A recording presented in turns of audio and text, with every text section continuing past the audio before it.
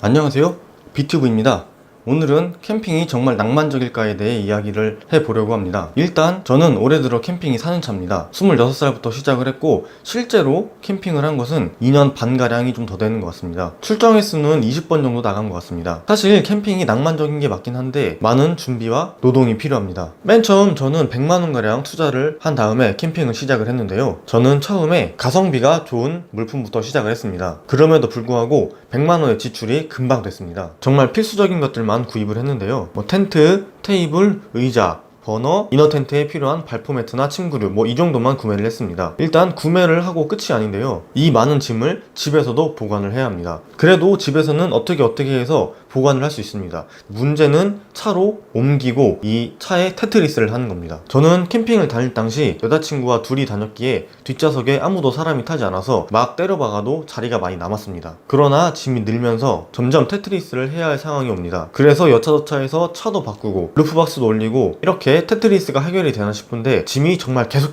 늘어납니다. 나중에는 트레일러까지 구입을 했는데요. 제일 문제는 이게 아닙니다. 일단 보통 캠핑장 입실이 1시입니다. 1시면은 적어도 여기서 2시간 전에 출발을 해야 안정적으로 도착을 할 수 있습니다. 물론 어디 캠핑장을 가냐에 따라 다르겠지만요. 보통 토요일날 1박 2일이기 때문에 그렇게 멀리들 많이 안 가십니다. 인근에 있는 한두 시간 캠핑장을 주로 많이 이용들을 하시는데요. 11시에 출발을 한다고 가정을 하면은 적어도 10시부터 집에서 준비를 하고 짐을 차에 테트리스를 시작을 해야 됩니다. 그래도 1시간 만에 모든 걸 다 하기에는 좀 빠듯한 감이 있습니다. 이렇게 열심히 준비를 하고 캠핑장에 도착을 했습니다. 아주 중요한 문제는 지금부터 시작이 됩니다. 보통 11월 이후를 제외하고는 타프를 거의 쳐야 됩니다. 일교차가 크기 때문에 10월달에도 타프 없이는 땡볕 아래서 지내기에 너무나 덥습니다. 이 타프를 치는 데만 해도 30분이 걸리며 초보자분들은 1시간까지 걸립니다. 능숙해져도 30분 만에 설치를 하기에는 조금 빠듯합니다. 물론 혼자 설치하는 기준입니다. 이렇게 타프를 설치를 하고 텐트를 치고 이너 텐트 공사를 하고 타프 아래에서 생활할 키친 테이블이나 테이블, 의자 이런 거를 다 설치를 하면은 1시간 반가량 걸립니다. 들뜬 마음에 1시간 반가량 힘들지 않을 수 있겠으나 철수할 때가 문제입니다. 1박 2일이면은 1시에 도착을 해서 3시까지 세팅을 한 다음에 늦은 점심을 먹습니다. 그런 후에 8시쯤에 저녁을 먹고 불멍을 즐깁니다. 아주 행복한 시간이 찾아오죠. 그러나 다음날 퇴실이 11시입니다. 보통 같은 경우 월요일에 아무도 예약을 하지 않기 때문에 넓은 마음을 가진 사장님께서는 늦게 퇴실하셔도 좋다고 하시는데 보통 캠핑장들이 그렇지가 않습니다. 정말 빡센 데는 딱 11시 되면 나가라고 합니다.